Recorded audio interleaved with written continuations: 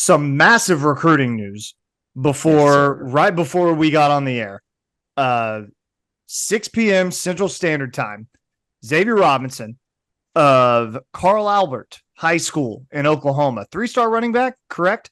That's what our consensus is. 3-star running back was choosing between Iowa State and the Oklahoma Sooners, and he decided that he wants to spend his next 3 to 4 years in Norman, Oklahoma. The kid is staying home, committed to the University of Oklahoma. Xavier Robinson, 6'2", 221.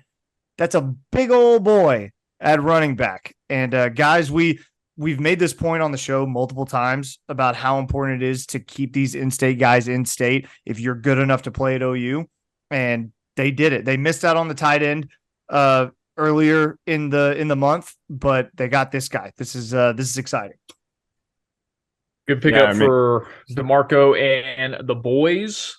Ran for almost 2,600 yards, almost 9.5 yards per carry, and 39 tutties his junior year at Carl Albert. This is a big boy coming in to fill that room. So another big win for DeMarco. Just keeps on adding to his list and potentially more on the way.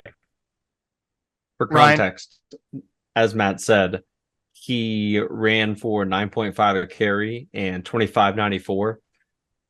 In Derrick Henry's junior year, he ran for 8.4 yards a carry and did get 26.10, so a little bit more on the total, but it took more carries to get there. I watched a little bit of his tape, and no one's catching him from behind either. It'll be very fun to see him in an Oklahoma strength and conditioning program, adding good weight to that. Ryan. I mean, the only thing that I'm going to add to this is it's huge that we got somebody in state to stay, because we have not been successful with that in the past month with the 2 tight ends going to, I believe, Iowa State and Notre Dame. Yeah. Yeah. So I think this is a huge win just for the 2024 class, but also for just the state of Oklahoma in general. So it feels like we actually aren't losing all of our recruits, which is really nice to hear, because we've talked about on this podcast on how important that is and how this staff is going to be different when it came to the last staff. So they're starting to show that. Pat? I just love his size, man. 6'2", 221. That gets me amped up. And it's also cool that he will be getting the ball handed off to him by Kevin Sperry during his last high school year. Okay, so I'm about to say something. Okay. And you guys are going to need to calm me down, because you know what I just looked up? How big Adrian Peterson was when he graduated high school? Yeah, big was he? 6'2", 210. And this guy's 10 pounds heavier than Adrian Peterson. And I've already started imagining him in a number 28 jersey. I've already done it. Start tonight. Okay. I was actually watching. We've heard Derrick Henry and Adrian Peterson. I need you guys to calm down. I watched his highlights, and there was one where I think it was actually a kick return, right? But he makes a quick cut. He's a pretty up and down player, north and south kind of. I mean, 6'2", 220, right? But he has these quick little cuts. But there was this one where this guy's reaching out for him and he spins away, Adrian Peterson style, where he never stops running. Guys. Yeah. And he's the least highly regarded of the 3 backs that we're, predicted to get. He looks awesome, and he's the least highly regarded. Tell me about those other backs, Mark. Tell me about the other ones. Sure. There's been crystal balls in place now. I mean, basically since the last week when we recorded, for Caden Durham, the 5'10", about 185 running back out of Duncanville, Texas. Unfortunately, he still went through with an official visit to LSU, and it seems like a commitment is probably not imminent there, but there have been plenty of crystal balls. So we're either in the driver's seat or close to it with LSU, right? The other interesting one is Taylor Tatum. He's 5'10", 205. He's the number 1 back in the class of 24. He's between Oklahoma and USC and plans to play football and baseball for both schools. Apparently, Lincoln Riley tried to sell him on how he created the environment that led to Kyler Murray's success as a dual sport athlete at Oklahoma. And then Taylor Tatum came on over to the Champ U barbecue and was able to speak with Skip Johnson for a moment, Oklahoma baseball coach, who explained to him how it actually went down. And apparently the staff was able to do pretty well with getting him on board because the crystal balls, the predictions from all the insiders, not yet including me. I only like to drop it when it's, pretty sure thing. But everyone has come in and said that we are leading the way. Gotta hope that he commits soon, because I think every second that, every day that passes, we get further away from that wonderful visit kind of moment, right? But with both of these guys, if you get them on board with Xavier Robinson, that's already a great class. And if you get both of them on board, that's a great class at running back. I think we hit on it last week. You can have DeMarco Murray expand his purview a little bit then, and he's probably the best recruiter we have on staff. So those are the two backs. Let me tell you right now, Skip Johnson could sell a bottle of Jim Beam in Provo, Utah. That dude knows how to sell. Idea. Where do you get these? To come to OU. That's off the dome, baby. I also feel like that's very relevant for this year in the Big 12 because we're literally going to Provo. Listen, you come to the program, guys, for our spicy hot takes on OU football. Banter. You stay for the BYU hate that's going to come later on in the season from me. That's what's going to happen. Patrick, what do you got, brother? I think we should title this podcast Xavier Robinson, the next Adrian Peterson. Jesus Christ. No. Dude, I'm not doing I'm on board. We're not doing this. I'm so in. I'm so in, Patrick. Adrian Peterson was a 5-star recruit. He was the best running back prospect anyone has ever seen to take. Adrian Peterson until Xavier Robinson, the best player Oklahoma has ever seen. That is too much pressure to put on this kid. But to Patrick's point, this kid has a full season to gain 2 more stars. I think he could do it. Jackson Arnold gained a star, and Jackson Arnold was a boss. I'm telling you. Hey, Patrick, I'm with you. I love it, man. I'm with you, Patrick. Matt Gam? Absolutely.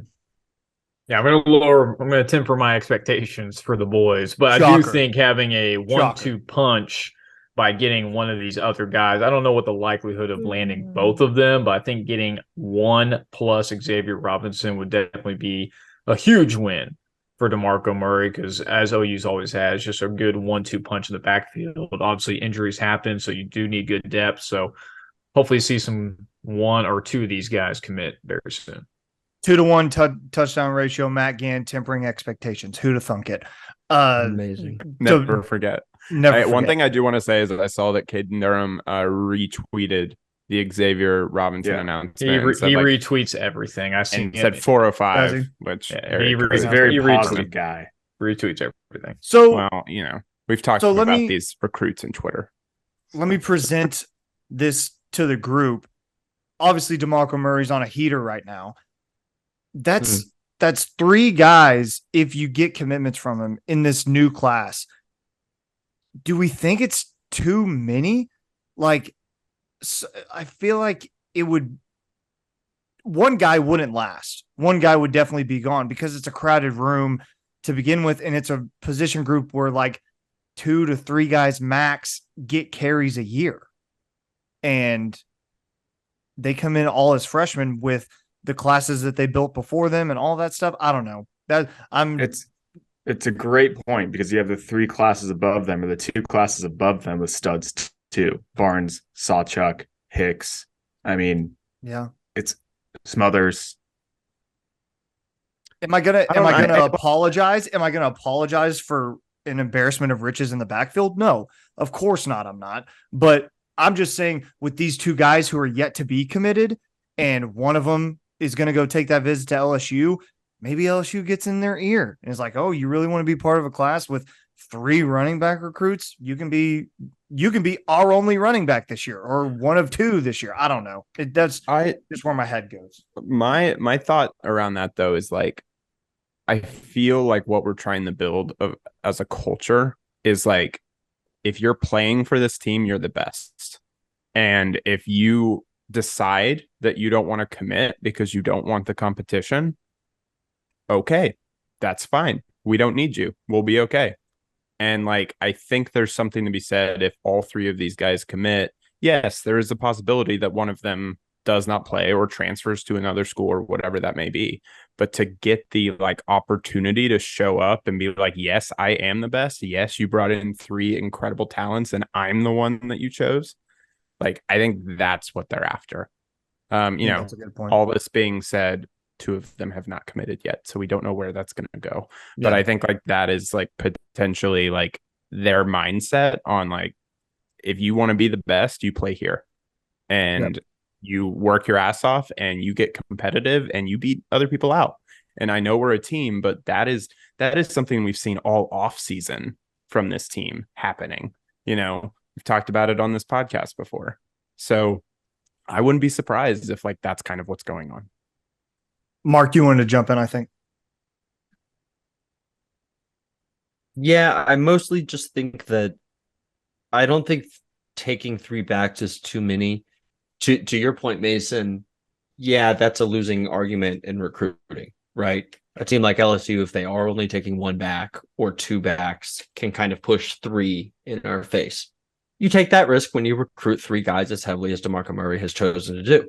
To Ryan's point also, though, you recruit 3 backs understanding that probably at least one of Javonte Barnes, Gavin Sawchuk, Caleb Hicks, Dalen Smothers, Xavier Robinson, Caden Durham, and Taylor Tatum would be transferring at some point. That is a crowded room, but all of these guys think they're going to be the best one in that room. So a crowded room is not a reason not to, I don't think they're going to see it as a reason not to commit to OU. There might be other reasons why they don't, but there's no one saying that Taylor Tatum can't walk in and be the best back on campus day one. Yeah. That's possible, right? So I don't think that would be a deterrent for them. Matt, hop in. I agree. All great points. Can't have too much depth in one backfield. One guy will emerge or maybe a couple. And these guys are all good. There's a reason why DeMarco's going for all 3 of them. So if they all come, more the merrier. I mean, and you look at the Alabamas and you look at the Georgias of the world, they don't care how many 5 stars they get at the same position. They don't care how many 4 stars they get at the same position. They're literally, let's get to camp. We'll figure out who deserves to play. And I mean, that's the route you have to take. And they know that. And that was just to Mark kind of made my point for me. Yeah, they could make a deterrent. LSU could make a deterrent argument to say something like, oh, they don't have room for you. We do. But, I think you just do whatever you can to get everybody on campus that you can, and the best talent wins out. Pat? Agreed. I mean, Trey Sermon comes to mind. He's a great back that had a great time at OU, but also transferred out. True.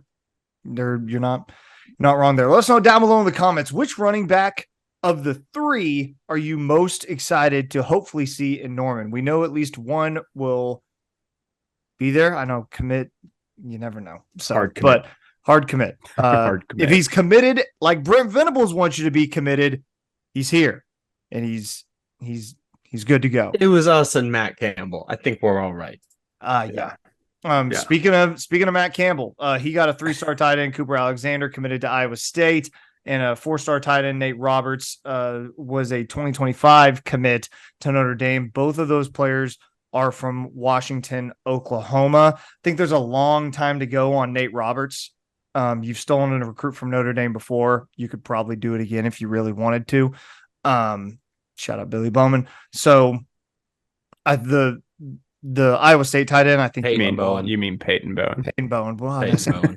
You said Billy. Dude, that's all right. That's gonna drive me nuts. That's gonna happen. It's gonna happen. I looked at Mark because I knew Mark would react in a certain way. Yeah. He was like, wait, what? Yeah. Just listen. Oh. Yeah, exactly. But Matt, I hate you. Those are Matt's the fraudiest of fraud people I've ever met. But yeah, those tight ends are as of now, heading out of state, Ryan mentioned it a little bit earlier about losing those in-state guys. We'll see what happens. I still feel like there's a lot of time on Nate Roberts. 2025 is a long way away. That's 2 full high school football seasons this kid's going to play before he makes a decision or before he signs on the dotted line. I think a lot goes into play there. Yeah, completely agree. 2025, long way away. We have no idea what's going to happen, and a lot of other schools do not have the commitment policy, quote unquote policy, that Venables does. So we'll see. I'm so upset that Cooper Alexander made me learn that his dad played ball for OU and a little bit in the league, and I'll never forget it just because it's kind of seared in there now. Oh, yeah. And he's gonna go be a freaking Cyclone. What a never mind. Bad things. Nate Roberts, 2025. I think that some of what we're seeing there with not having another tight end committed is how hard we're going for Devon Mitchell. You know that they're talking to guys. Yeah. For sure they're talking to guys. But Devon Mitchell has come out and said, I'm committing July 8th, which is early. Makes me think, again, maybe a reclassification is in the works. But if he picks like Miami, like today there was some noise that he might, I think you would see us immediately try to re-engage with someone like Nate Roberts or find whoever it might be. Maybe you see a Cade McIntyre in the 23 class end up playing tight end versus playing on the defensive side of the ball, something like that. So a lot of thoughts, but hopefully these tight ends going elsewhere is a Devon Mitchell sign more than anything else. Matt, Pat, anything to add? Yeah, it's tough to lose these two and the battles in general, especially because they're in-state guys. You want to keep in-state guys, especially if they're good depth. But still time.